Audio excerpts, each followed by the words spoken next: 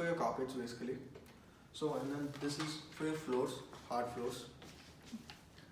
The one which has cloth layer, this is for hard floors, and this is for your carpets. So after that, there is this tool. So this is for your sofas and then mattresses and your car seats. Don't use it on leather sofas because it will scratch out the surface.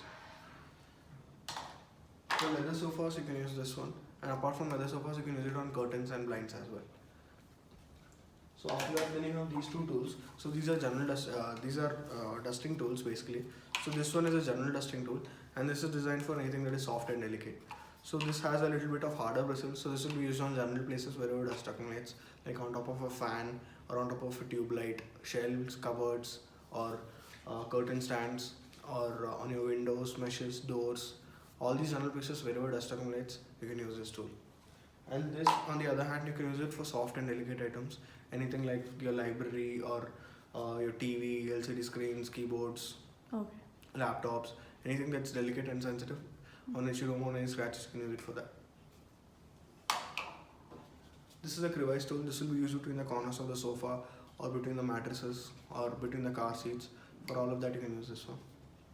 And then you get in the end these two. So these are attachments. So what this basically does is, this is an angle adjuster. So you can just attach this one to the tool, and then it bends this way. So you can directly attach it to the machine or with the wand as well. So you can use it this way. So now it will bend, and now you can clean on top of the shelves or cupboards, all those places like that. Okay. Similarly, what you can do is with the other one, you can attach it just like this. So and now it will go inside this. Now it extends this way, so you can take it to all the places and just clean it. Under the car seats especially, or inside the drawers, inside the Okay. almirahs. That would obstruct. Yeah, where that would obstruct, you can use this one and take it. So all these attachments will either go into the machine or directly into the wand as well. So you don't have to be worried about that. So the machine has a filter at the end over here, this filter. So this needs to be cleaned once in 15 days. You just have to put it on a tap of running water with your hand icon above the dust which is accumulated on top of it. And then, How do you put it? yeah, so just this way. Okay.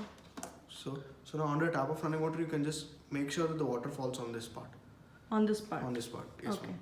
So once it falls over here, you can remove the dust which is on top and then put it for drying for 24 hours. Okay. And once it's completely dried, you can put it back in the machine.